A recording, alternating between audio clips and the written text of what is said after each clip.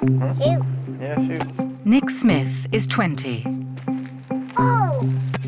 He has an extremely rare genetic condition called primordial dwarfism, which means he'll always be the size of a 3-year-old. Doesn't like to lose. He likes to be like everybody else. I gotta check you now, okay? Okay. Nick's condition means he suffers with serious illnesses. He's had multiple surgeries, problems with your kidneys, problems with your cholesterol, problems with blood pressure. Primordial dwarves have very short life expectancy. Many don't survive to the age Nick is now. Nick, you're getting too old. No, At 18, Nick had life-saving surgery on 3 aneurysms, bulges in the vessels feeding blood to his brain. Now the problem's back. Nick needs surgery to remove another aneurysm that could burst and take his life at any moment. Mom, you cuckoo. You feel like you're walking around with a time bomb. We don't know when it could rupture. Scientists are racing to understand how the gene mutation that causes primordial dwarfism works, to help prolong the life of Nick and others with the condition. One of the things that everybody asked themselves was, where are the older kids?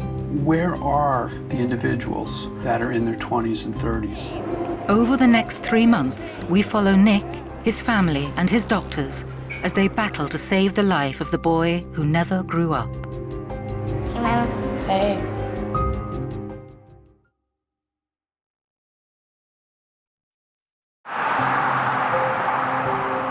Jefferson is a small city in the southern American state of Georgia. This ordinary place is home to an extraordinary young man. How are you? Good. Nick Smith is one of only a few hundred people worldwide born with a genetic condition called primordial dwarfism. Measuring less than 3 feet in height and weighing under 2 stones, Nick is the same size as a healthy 3-year-old. Not a nail. Lots of mail, huh?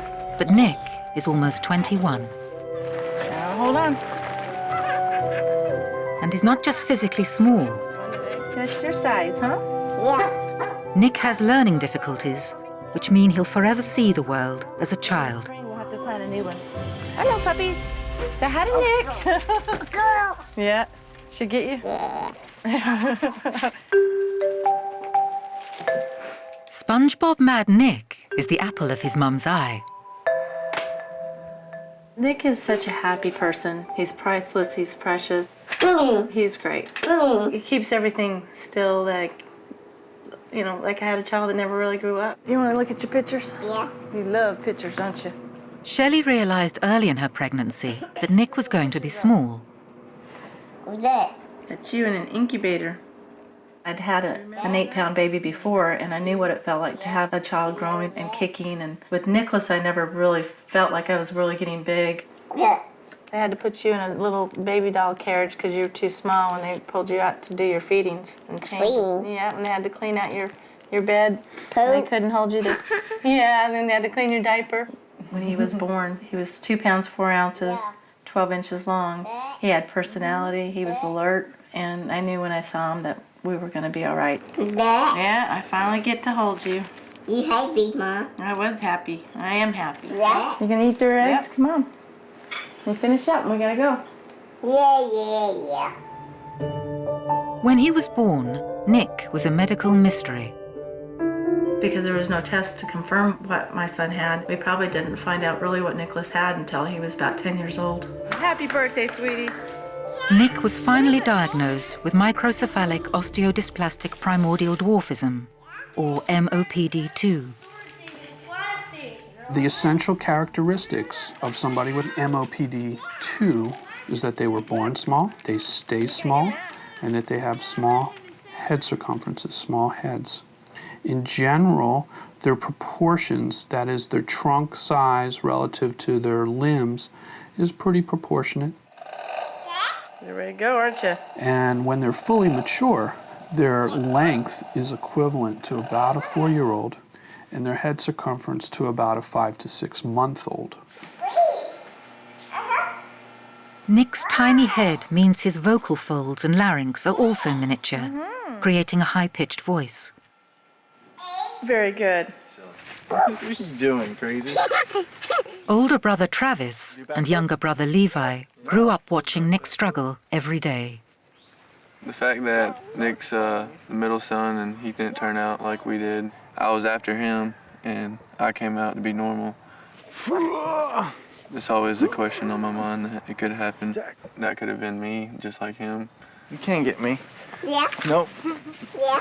I always joke around and say me and my brother stole the tall genes before he could get them, so it's definitely a little ironic just because the whole family's, you know, very tall, and Yay. I don't know how that happens, honestly. Nice hit. Almost got the cat. You want to go get it? You want to go get it and throw it to me? By avoiding the genetic fault, Nick's brothers have sidestepped the long list of medical problems that he's had to endure. Throw it. Good throw. Hi, Nick. All right, Nick, you ready? Let's see how tall you are.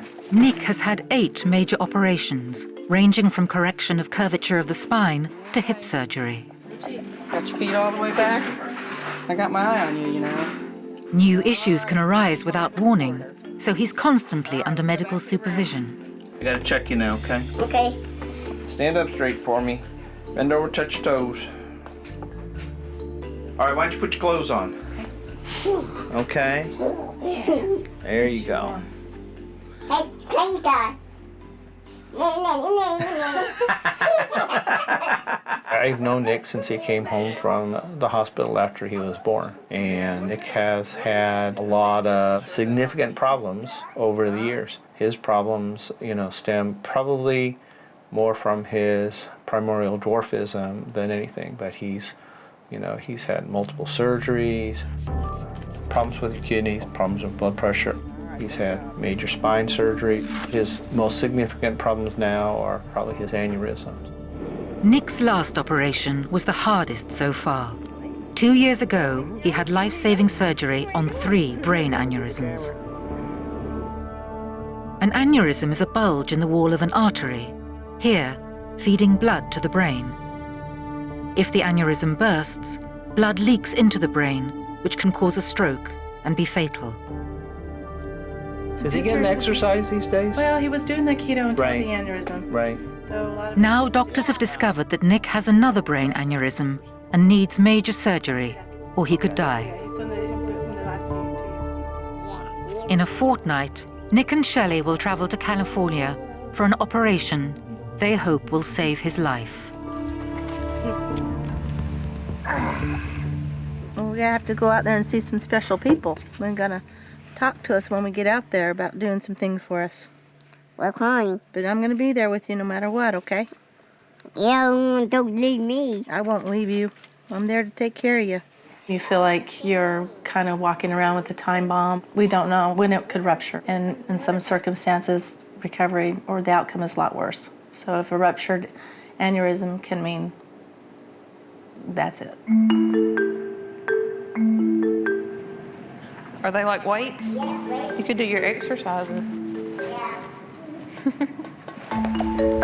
In 10 days' time, Nick Smith will be traveling from his hometown in Georgia for brain surgery in California. In the meantime, he's at the high school he's been attending for the last 4 years. I've got a shadow. Who's here? Me? Hey! How are you doing? Oh, That camera guy. is the camera guy? Yeah. Nick has no trouble getting along. When he came to me, his parents were very worried about him coming to the high school and being around people that were so much taller and so much bigger, and how are the kids going to treat him? That is not a problem here. You gonna give her a hug? Hey, well, this is Miss Jennifer. She's my new helper up here. You like all the girls I have up here, don't Yeah. you? You done winking at her. Yeah, hot lady too. I thought my mama hot lady. Yeah. Good job. Look at that. Look, you're just getting so much stronger. Yeah, I woke out. You work out. You're doing great. Nick does not see any difference between himself and anyone else.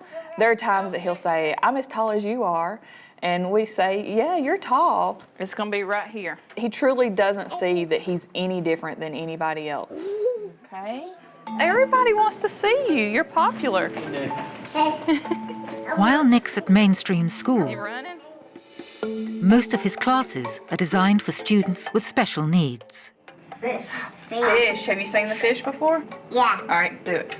I would say Nick's learning group is around 6 or 7 years old.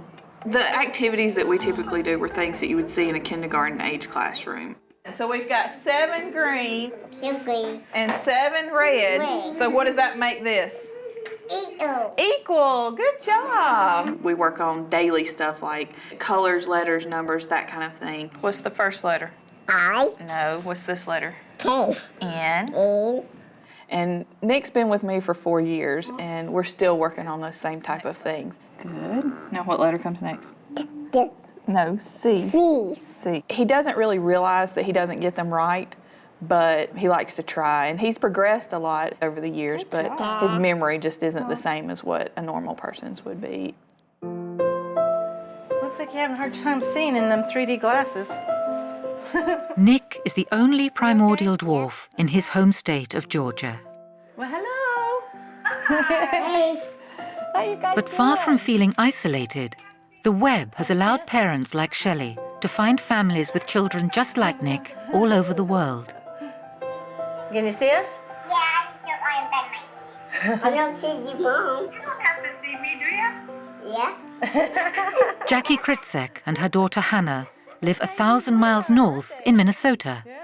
The network has really become an important part of our lives. You know, I was just starving to find another mom that had a child like mine. Did she have to go through all that? Yep. Is it painful? It's been going on 2 years. Wow. Hello. Hey. Oh, man, we miss you, Nick. Yeah. Christy Jordan and her 2 primordial children, Bree and Brad, are in the Midwest state of Illinois. We're each other's support system. We're each other's family. We're each other's friends. Yeah, you have to say, hey, call me. Yeah, call me. The network is more than just a support group. With little known about their children's condition, the parents decided to act themselves. We realized that we knew nothing about our diagnosis, nor did any of the experts. So the physicians that we went to locally didn't know anything. And so our outlook was kind of educating each other and to find those families, doctors, to be able to help us help ourselves. For over a decade, the families have attended the Little People's Conference of America, where the children can meet up and the mums track down medical experts. It was at the conference in 2004 that Shelley and the other mums met Dr. Michael Bober and asked for his help. One of the things that everybody asked themselves in the room was, where are the older kids? Where are the individuals that are in their 20s and 30s? And the answer to that question now seems to be that individuals were dying from strokes, from aneurysms that were bursting, and they were having large bleeds in their head, often fatal. To prevent these early deaths in people like Nick, Dr. Bober and his colleagues first have to understand what causes MOPD2. That's something being researched on both sides of the Atlantic. In the last 5 years, we've learnt that the cause of MOPD2 is due to mutations in the pericentrin gene. So pericentrin is really important to cell division.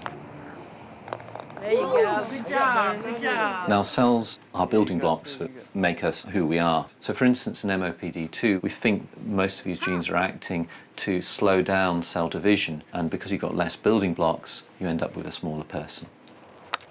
Having established why people like Nick are so small, the next problem is how to help them. One of the important things about once we've identified a gene is to try and understand what health problems are associated with it. And this is an area which I work really closely with Dr. Bober on, is trying to link up the gene changes we find with the sorts of problems that we get.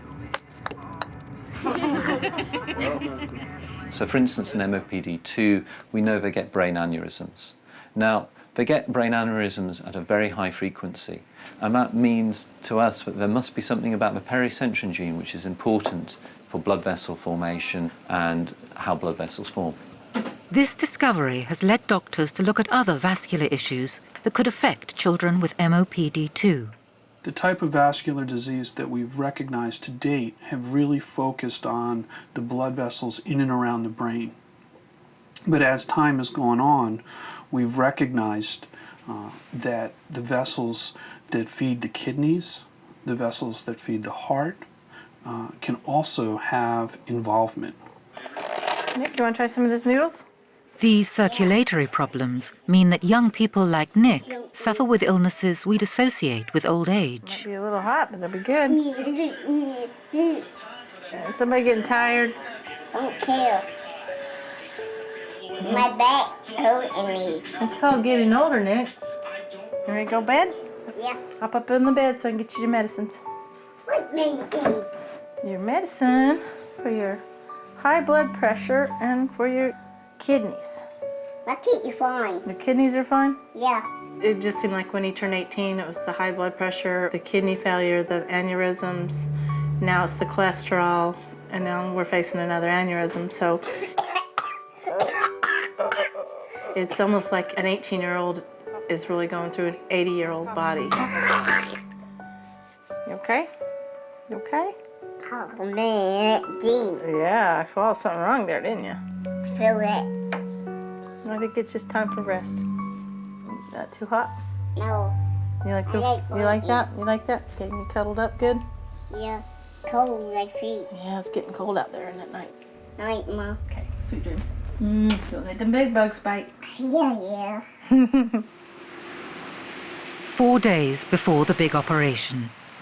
All right, Nick, let's go do it. Here, come here. Hold my hand. Nick needs his vital signs measured and blood tested to check he's healthy enough to undergo surgery. I don't want to. If you don't think about it, it won't hurt as bad. It'll hurt me too. She won't. She'll be real careful. I'll try not to. All right, right there. Oh, darn it. That's where you're hiding all your blood, baby. Here, hold my hand. I know. With his aneurysm surgery imminent, Nick's previous operation is preying on Shelley's mind. Never do you expect to see your child come out of a surgery. Horrible scars, breathing like they couldn't catch their breath, and it was heart-wrenching. Like I couldn't do anything for him. I couldn't comfort him. I couldn't hold him. All right, that's it. You did it. You can't. Oh yeah, you can hold that now. What's back his watch? Yeah, that's what I say. Where's my blood? It's in here. See? Yeah. I drink blood. Yeah. Well, you drink blood? Uh-huh. You do not. Okay, the instructions are on the table. Fill the box 3/4 of the way full. It's Nick's last day of school, and his final lesson is with regular students. I'm gonna come around and ask each student which one they want to plant. Do they want to plant forget-me-nots or parsley? Okay? Nick, which one do you want to plant? Forget-me-nots or parsley? Putting Nick with the regular education students, it gives them a heart. A lot of times teenagers are a little self-centered and don't think about things outside of themselves. Are those big seeds or little seeds? Big seeds. Those are pretty little to me. They look like big seeds. They look like big seeds? Well, don't drop them, okay, in your table. And so when Nick comes around, it makes them stop and think and even be grateful. I've heard them say that they're thankful for what they have when they start talking to Nick, especially learning about all the health troubles that he's gone through. Nick may not be fully aware of the risks he now faces, but everyone else is. We're all very worried. We try not to think about it or talk about it too much because we don't want to get upset all the time, especially in front of him or the kids. But the reality is that we don't know what's going to happen from the surgery or after the surgery. It's just devastating to us to think about anything other than him coming back to us the same old Nick in the exact same way.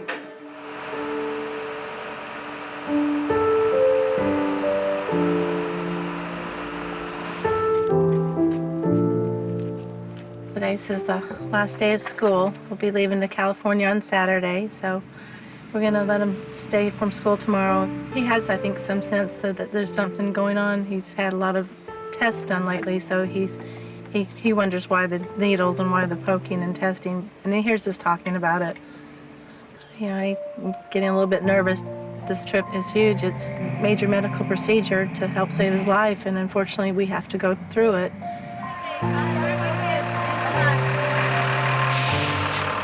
You want to drive? No. What? I thought you wanted to drive. No. So you had a good day? Yeah. Did you tell everybody you're going to go bye-bye and see him when you come back from your trip? Yeah. Yeah? Yeah. Pumbaa. Hey, Pumbaa. Hey, Simba. Pumbaa and Simba. Kuna Matata. Means no worries. Look at that kitty. Both the brothers are taking time off work to spend time with Nick before he leaves. The surgery in California definitely worries me, but besides that, I always try to look at it in a positive way. Never really try to focus in on what could happen, or that, you know, if it doesn't go to surgery, something worse could happen. So that's the way I try to look at it. Nick, how are you feeling about going to California?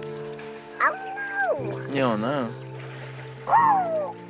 I think it's better that Nick doesn't know what's going on, just because in his own mind he's having fun and he doesn't have to worry so much and be like under pressure, and he just lives a happy child life.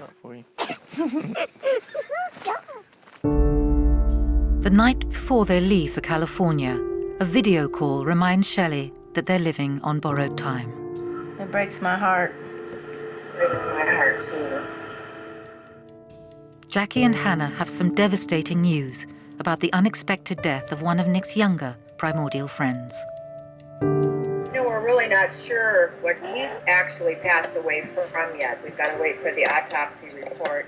All of us in the back of our minds are, because of what we're hearing, our risk factors and knowing what our kids already have. And then for you to be going through this with Nick now, that has got to be, you know, just so hard for you. Oh no. I'm hating. Up top. What's about it, heaven? Not dying. Hating. He says he's in heaven. Well, I hope his surgery goes down. I'm not pain. Yeah, and he says no pain. I think he's just going to go to sleep and then he'll wake up and... No, not stay a possum. You have to stay like a possum. Not dead. No, we're not. We've already talked about this. He's saying he's going to play dead like a possum, and I said we don't want to use that example. You're just great. You're just great. We Well, love you. We love you. You too. I love you, Ham. Mwah. Do that. Mwah.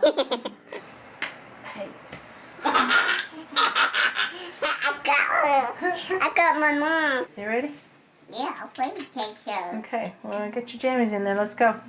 Yeah. I've been staying so strong with the surgery and just staying positive. And when you lose someone, you just really shows you this. We just never know. You know, we know they're getting older. The health issues are getting a little more severe. And I guess with this surgery, I know, you know, here it's coming up, and it makes it that much harder because, you know, it's reality. I could, you know, be facing the same situation. Hey, Nick. First class. Today, 20-year-old Nick Smith and his mum, Shelley, are making a 2,500-mile journey to California for an operation they hope will save his life. Ooh, is that what your brain looks like? Yeah. How about you find me which shoes you want to wear? Find me which ones are most comfortable for your feet. Can we do that? You know, I get a little nervous sometimes flying, and he doesn't seem to bother him at all. Mom, wait here. But you don't like to sleep on the plane, do you? No. Never. Any operation on the delicate body of a primordial is dangerous, but brain surgery raises the stakes even higher. Bye, Chloe. Come, we'll see you next week. We will be back. Yes, we will. Yeah, it's hard to say, but I think it's harder on the family than it is sometimes the patient. Take me right now. Having to say goodbye is tough for 18-year-old Levi. I love you. Bye, Levi. My daughter knows we like go bye-bye. Till we like go bye-bye. Okay. Till we hello. And come forward today. All right. Till we like hello. I will. Come forward, my mom. My mom. Now there's no turning back. The ordeal ahead suddenly hits home. I hate surgery. I do too. Not painful to me. What part's the painful? The needles? Yeah, the needle. But once you get the needle, you're okay? Sometimes here. Those IVs are a little annoying, aren't they? That. Those IVs? Yeah. They're a little annoying, aren't they? Not poke. I don't like poking and I don't like IVs. Poke. Nobody likes that, Nick. Yeah, pain right here. I know. But you're sure a strong boy, aren't you? You're strong. What's that? I brought you some books to read and... Paper. You love books. Okay. Why are you being negative? You're not liking what you're going for? Yeah. You're a little scared? Yeah. You want to talk about it? No. You want me to change the subject and go something else? Yeah. What you want to talk about? My girlfriend? Okay, let's talk about your girlfriend. You sure light up when you talk about your girlfriend, don't you? Yep. Who is she? Carly. Hi, Carly. Mom, Do you think she knows you? Yeah. She does? Yeah. How does she know you? 'Cause I hang out with her. You do? Go see. You spend the night at her house? Yeah. Really? All day night. Nick's surgery in California will be on an aneurysm, a dangerous bulge in an artery feeding blood to his brain. The size of the aneurysm means it could rupture, causing a fatal brain bleed at any time. You see here on this vessel that is the left carotid artery, we have this ballooning of the vessel wall that constitutes a brain aneurysm. It's a weak spot on the vessel that makes this person more prone for brain bleeding. Surgeons will perform an endovascular coiling procedure, where tiny loops of platinum are packed inside the aneurysm so the blood clots, closing off the bulge. That means going in through Nick's groin. Through the groin, we have the natural highways that are the blood vessels, navigating under X-ray guidance all the way to the inside of the aneurysm. And then we can go inside the aneurysm and fill the void with these little, very soft platinum wires, as you can see here, very soft, and create a bird's nest that will induce clogging of the aneurysm and prevent further bleeding.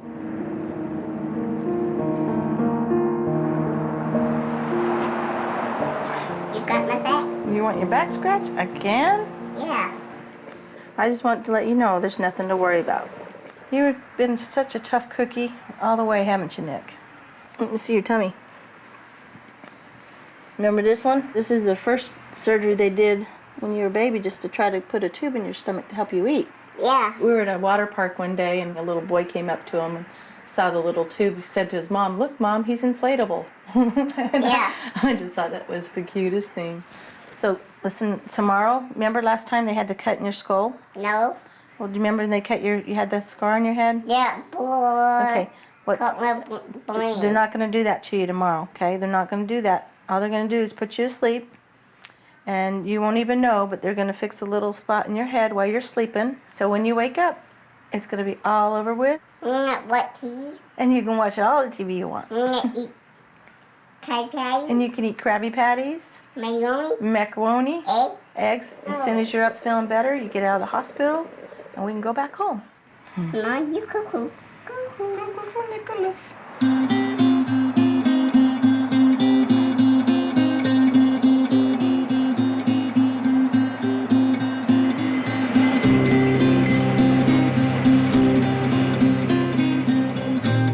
Nick's operation will be at one of the world's leading pediatric hospitals, the Lucile Packard at Stanford University.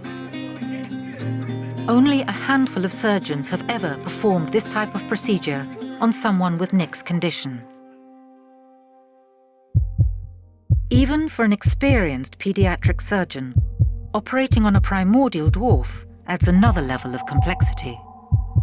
To operate in a primordial is certainly different than to operate in a child of same size, because the primordial have different characteristics on the blood vessels, on the anatomy of the brain, and changes in many of the other organs and systems that a child of the same size would not have. That creates a much more fragile system that you have to be prepared to deal with. So a brain aneurysm has the potential of bleeding at any second. There is a real possibility Nick's aneurysm could rupture during surgery. If that happens, there's a 50% chance he won't make it. Knowing the odds leaves Shelley struggling with her decision to go ahead with Nick's operation. The reality is that we don't know what's going to happen with our children. We don't know how long we have them. But it's almost like, would you walk around and want to have him with a time bomb or correct him, knowing that coming out of this process, he might not have the quality of life that he once had, nor would he make it. With Nick's aneurysm surgery underway, his future is in the surgeon's hands.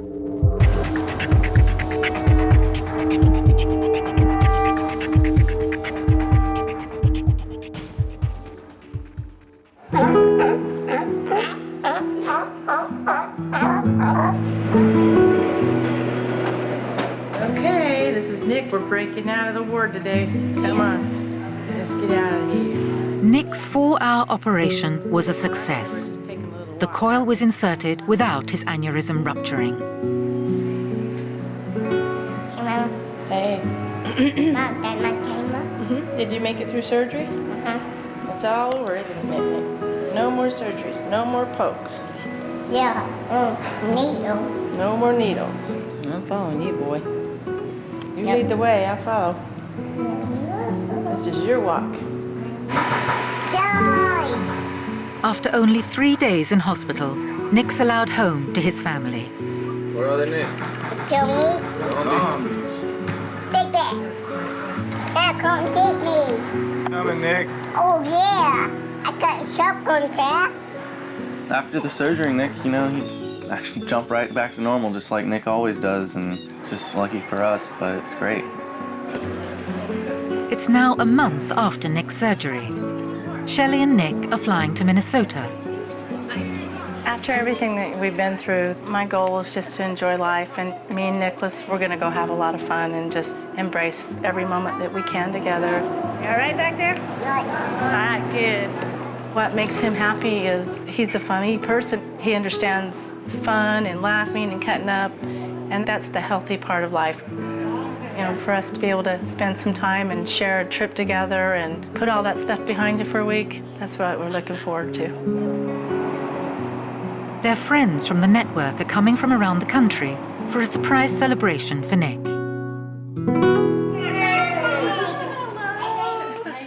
It's the first time the group has met outside the annual Little People's Conference. All right, picture perfect. Smile. Thank you. Let's go. Now it's real slippery, guys. You're in Minnesota, remember? Yeah, we know. You're not in Kansas anymore. It's -5 degrees in Minnesota. So Nick and the gang are starting their day out inside at the Sea Life Aquarium.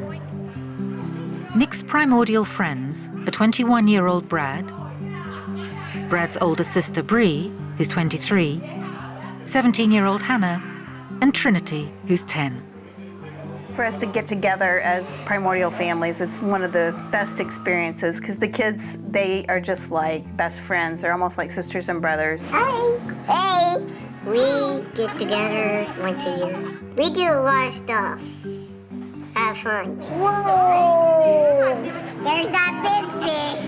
I'm gonna eat you. Sometimes it's nice to see other little people.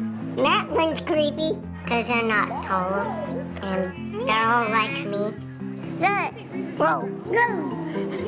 Why, you see that? I see it. Look, he's a kiss you, Nick. He loves you, Nick. We're made like this. We do a lot of things that people think are too hard for us.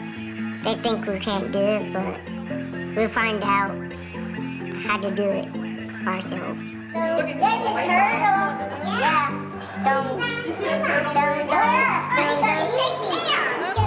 As a special finale to the day, there's a surprise for Nick.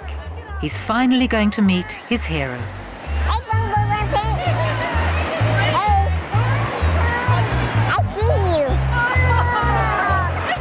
One of our things is we want them to live their lives to the fullest and have every dream or hope that they can have come true. So that they live while they're alive and they live and feel important. I would like to do a celebratory toast. I want everybody to raise their glass and just say, "Here, here." Here, here. We love you, Nick. We love you, Nick. We love you. For all of the mums, it's important that the children celebrate while they can, because the harsh reality of their lives is never far away. Yeah, don't hurt me. How special is that? Each parent has to make a decision of how open they are to discuss the realism of their illnesses, the outcomes, the treatments. Well, for Bree and Brad, we've always been very upfront. It's still only like 90 over 64, so I don't think you should probably take it again tonight. And to me, it empowers them to take care of themselves. Tonight all you have to take is this one. It helps them understand why they go through mundane testing, why they take multiple pills, why they have to go to the doctor 5 states away. It helps them be that person to pave the way for the next little guy. I was very worried about Nick going to surgery. Me too. I think he was pretty nervous. I would be nervous. I had my surgery. I was pretty nervous. I think everybody was. I was when I got my bag. I don't like medical stuff. I just don't like anything with surgeries or anything. I don't want to be no doctor, that's for sure. For the children, understanding their condition doesn't make accepting it any easier. It's really sad because we lost one of our kids. Makes me sad. For Hannah, that is kind of put into perspective for her. They were my age, Mom, and they're not with us anymore. And then the tears, and that has been the hardest thing.